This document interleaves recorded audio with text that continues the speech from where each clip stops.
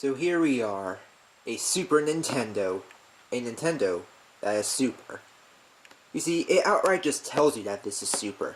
I mean, what's a Wii U supposed to be? A Wii that is you? Sort of thinking about that now is sort of creepy, but anyways, here we are, the Super Nintendo, or as everyone else calls it, at least I just call it, the SNES, control set. Yeah, nice box and all.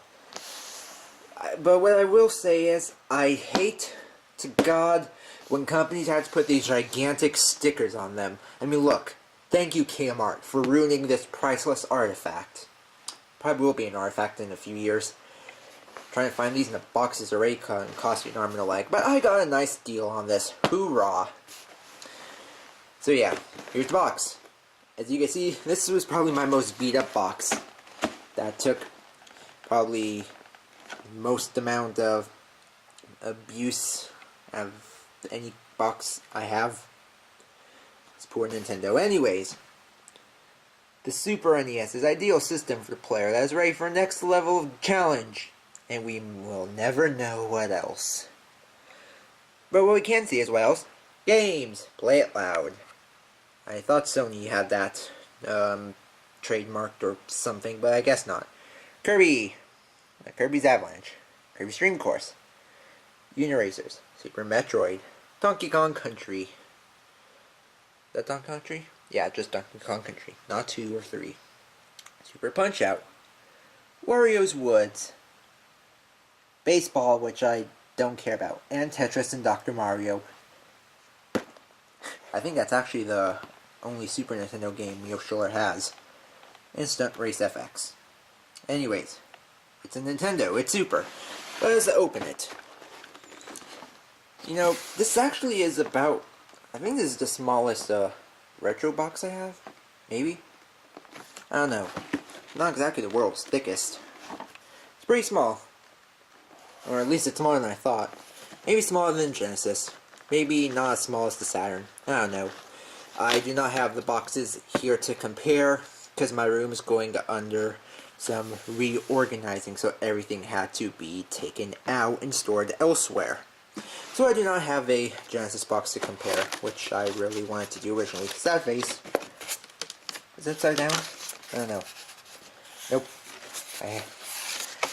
Styrofoam. If there's one thing I can commend Sega, they went with cardboard. Because A, doesn't make much of a mess, B, doesn't get destroyed easier. The dog agrees. Anyway, so let's try to pull this out.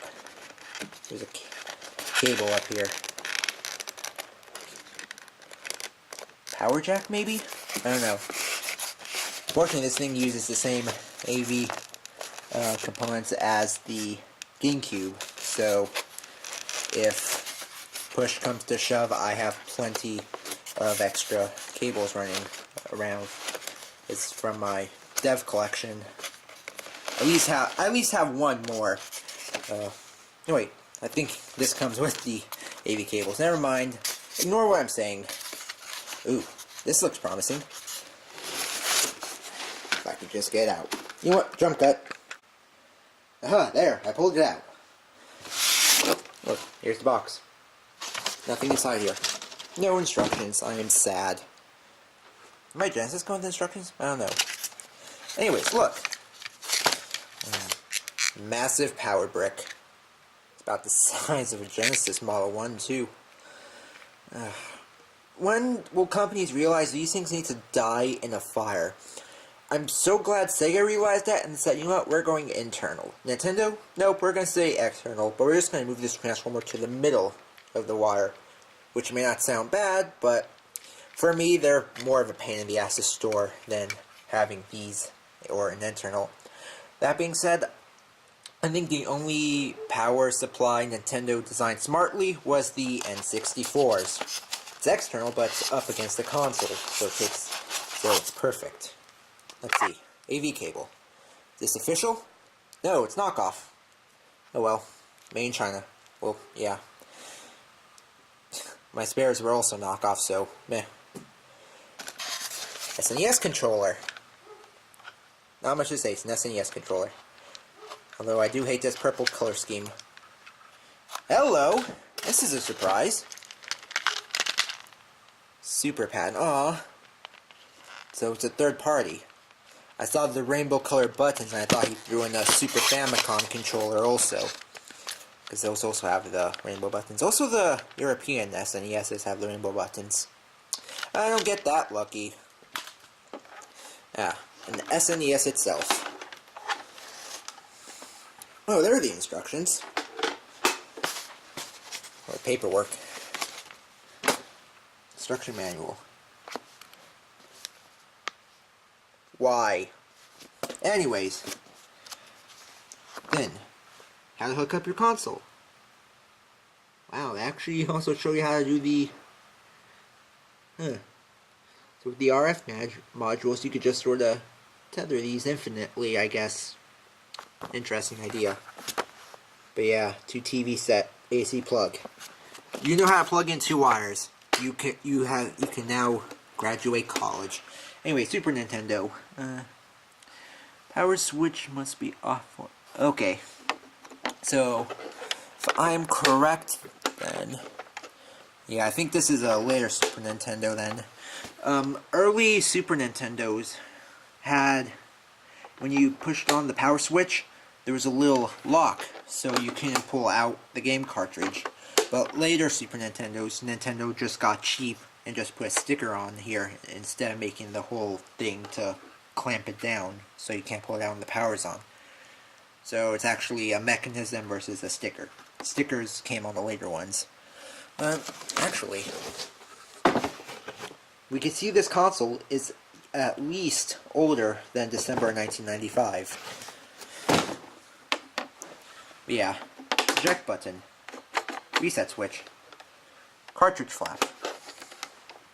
Underneath, the expansion port to the SNES CD we never got, because Nintendo is frickin' Nintendo.